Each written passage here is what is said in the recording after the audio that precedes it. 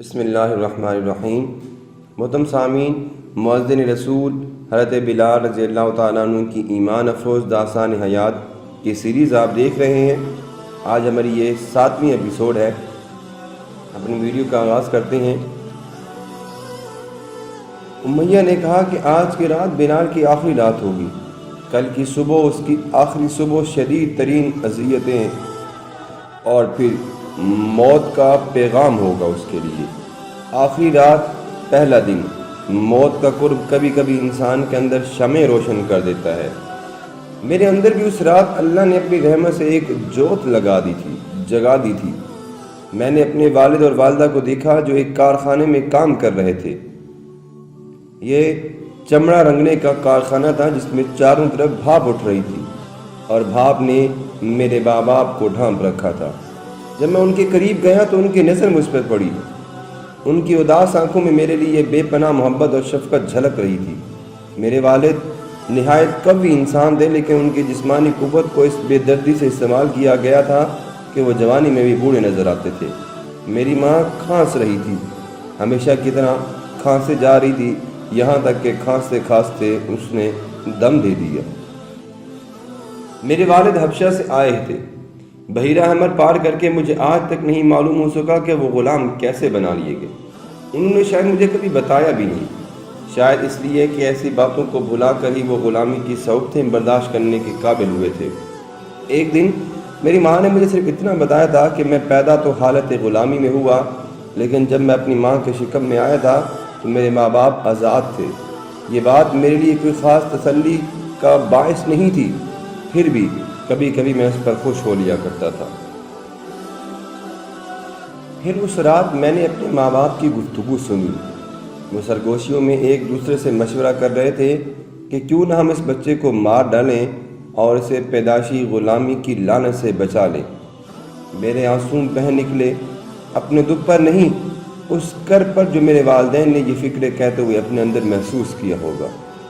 مجھے وہ دن بھی یاد آیا جب میں جوان ہونے پر بازار میں پہلی بار فروخت کے لیے لایا گیا تھا۔ اب میں ابن غلام نہیں، بذات خود غلام بننے والا تھا۔ پھر اس کے بعد میں کئی بار بکا، اونٹوں کے ساتھ، بکریوں کے ساتھ، بھیڑیوں کے ساتھ، اور بالکل انہی کی طرح۔ آج دمشق میں بیٹھ کر میں ان باتوں پر ہنس سکتا ہوں، مگر سوچتا ہوں کہ مجھ پر کیسے کیسے دور گزری ہیں۔ گرم ریت اور دہکتے انگاروں پر لٹائے جانے کے دور، مکہ کے گلی کوچوں میں گلے میں رسی باندھ کر پھر اسے دوڑانے کے دور، گرم پتھروں تلے دبائے جانے کے دور، ڈنڈوں سے پٹائی کے دور، ٹھوکروں کے دور، کوڑوں کے دور۔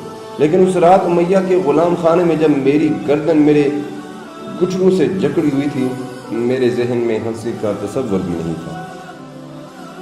پھر اسی قرب کے عالم میں میں نے اپنے گرد وبا پھیلی ہوئی دیکھی، اور پھر میں نے اسی قرب کے عالم میں اپنے گرد پھیلی ہوئی زندگی کے حسن کو محسوس کیا، وہ حسن جو جلد ہی مجھ سے چھننے والا تھا۔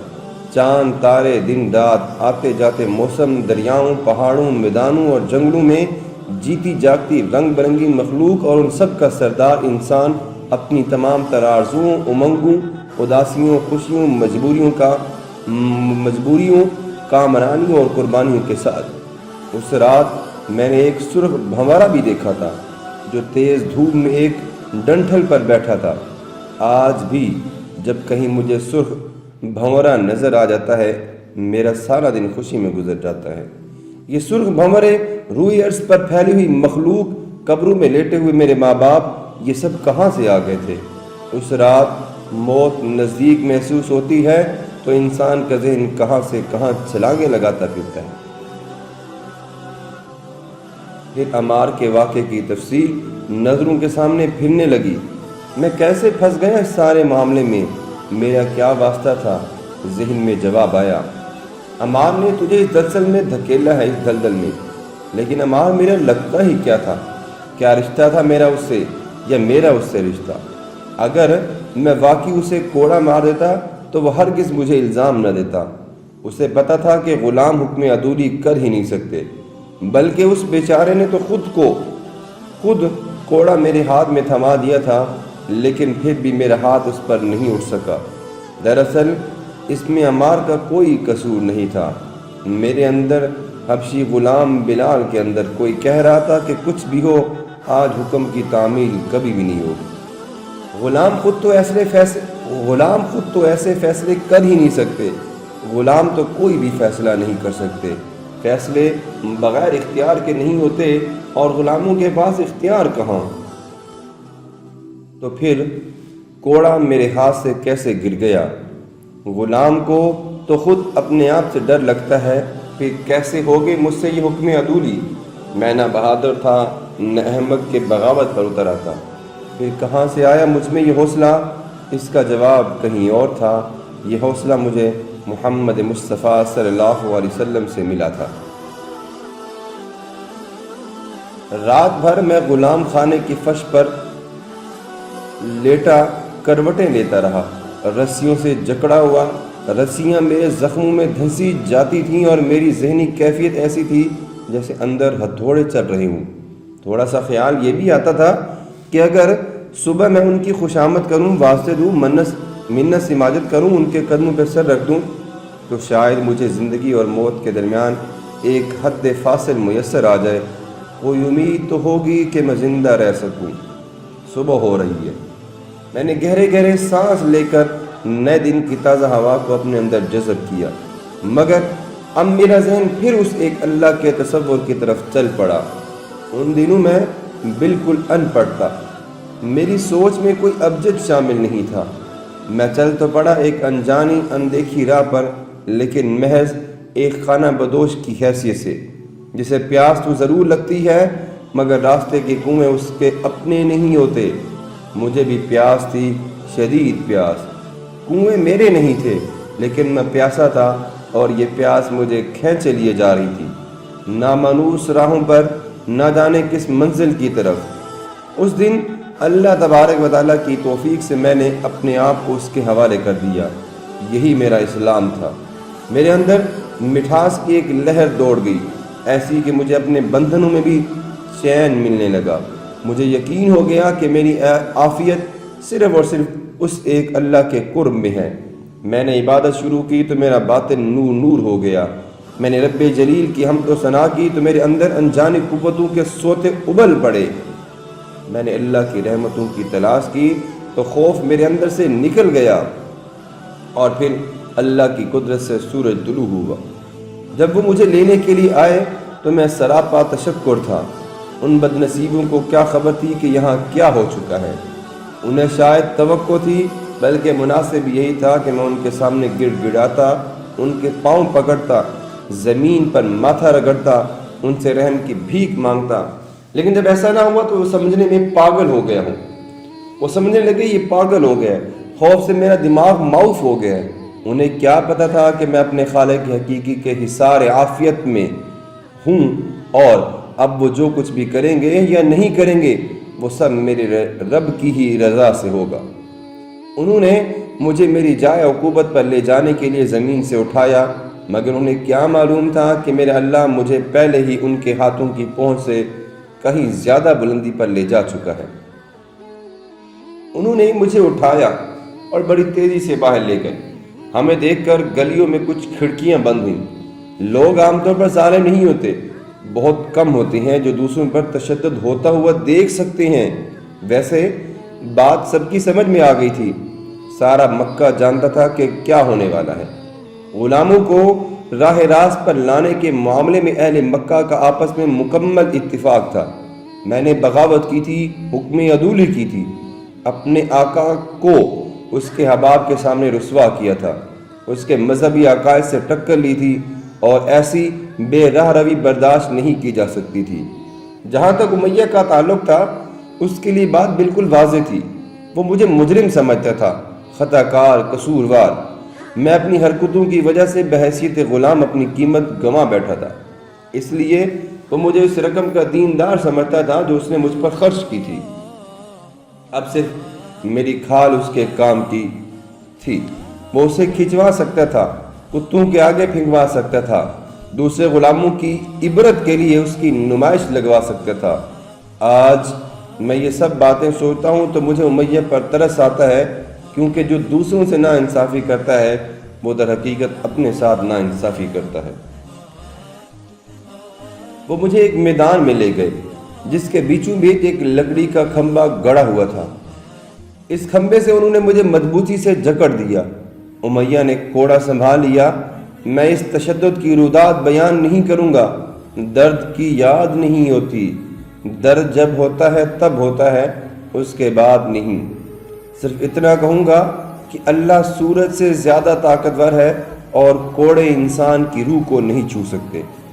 مجھے یاد ہے کہ اس وقت میں زور زور سے اللہ کو پکار رہا تھا، ایک ہی طریقے سے جو مجھے آتا تھا اور ایک ہی نام سے جو میں جانتا تھا، احد احد۔ میں بلال، جس نے اب تک ہزاروں لاکھوں لوگوں کو نماز کے لیے پکارا ہے، اس وقت عبادت کے طریقوں سے واقف نہیں تھا، لیکن جب میں نے اس کا نام پکارا تو میرے دل نے گواہی دی کہ اس نے سن لیا ہے۔ کوڑے پڑتے تھے تو میں خود چیختا نہیں تھا۔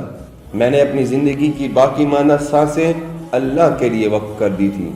ہر کوڑے پر میری آواز مدھم ہوتی جا رہی تھی، مگر میں اسی کا نام لیتا رہا۔ میں نے ان سے رحم کی التجا نہیں کی، صرف اپنے اللہ سے رحم مانگا۔ اگر میں 2-4 کوڑوں میں ہی دم دے دیتا، جو عین ممکن تھا، تو امیہ یقیناً یہ سمجھتا کہ اس کے ساتھ بہت بڑا دھوکہ ہو گیا ہے اور اس کے ذوق اظہار رسانی کی تسکین نہ ہوتی، اور وہ شاید مجھے دوہرا مجرم سمجھنے لگتا۔ ایک تو اس کی رقم ڈوبی، دوسرا غلام مناسب سزا کے بغیر ہی فراغت حاصل کر گیا۔ کوڑوں کا ایک دور ختم ہوتا تو وقفہ ہوتا اور پھر دوسرا دور شروع ہو جاتا۔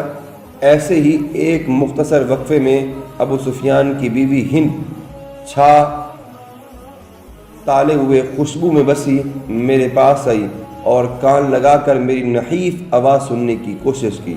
احد احد، یہ سن کر وہ مڑی اور ہنستی ہوئی واپس چلی گئی۔ ہند کی ہنسی بڑی مترنم تھی، یہ بدنصیب تو واز کر رہا ہے، اور مجھ پر کوڑے برسنے لگے، 1 2 3 نہ ختم ہونے والا سلسلہ۔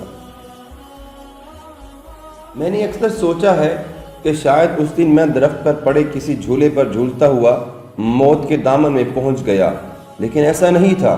موت کیا ہوتی ہے یہ صرف وہی جانتے ہیں جو واقعی مر جاتے ہیں۔ البتہ اتنا ضرور کہوں گا کہ ہر درد سے آزاد ہو چکا تھا۔ مجھے کسی تکلیف کا احساس نہیں رہا تھا، یوں لگتا تھا کہ اپنی دانست میں مجھ پر ظلم کرنے والے میری دنیا سے بہت دور کہیں اپنے ظلم میں مصروف ہیں، یہاں تک کہ جب انہوں نے مجھ پر تپتی ہوئی چٹانیں رکھیں جن کے بوجھ تلے میری موت یقینی تھی، تو مجھے صرف اتنا محسوس ہوا کہ انہوں نے ایک کھیل ختم کر کے دوسرا شروع کر دیا۔ میں ان کی پہنچ سے بہت دور جا چکا تھا۔ ان کی حرکتیں مجھے احمقانہ لگ رہی تھیں، بالکل بچگانہ۔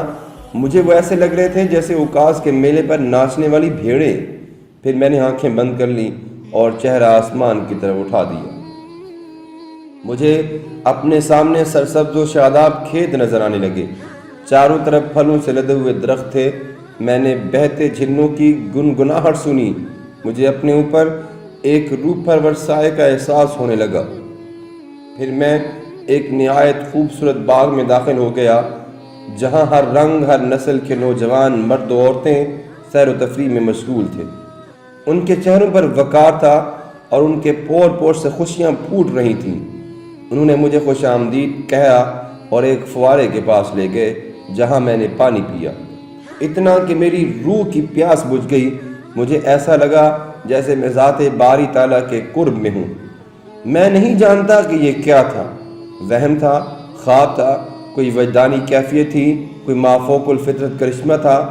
کوڑوں سے میرا دماغ معطل ہو گیا تھا، یا محض میری افتاد طبع تھی، یا پھر اس کیفیت میں یہ سارے ہی عناصر شامل تھے۔ بہر کیف جو بھی تھا جلد ہی ختم ہو گیا، لیکن میں آج بھی اپنے آپ سے پوچھتا ہوں کہ بلال، کیا واقعی تو نے جیتے جی جنت کو اپنی آنکھوں سے دیکھا ہے یا نہیں؟ محترم سامعین، یہ تو تھی ایپیسوڈ نمبر 7 اور 8 جو کہ ہم نے آپ کے سامنے بیان کی۔ امید کرتے ہیں کہ آپ کو پسند آئیں گی۔ جلد ہی انشاءاللہ ہم ایپیسوڈ نمبر 9 کے ساتھ آپ کی خدمت میں حاضر ہوں گے حضرت بلال رضی اللہ تعالیٰ عنہ کی دردناک زندگی کے واقعات کو سامنے رکھتے ہوئے۔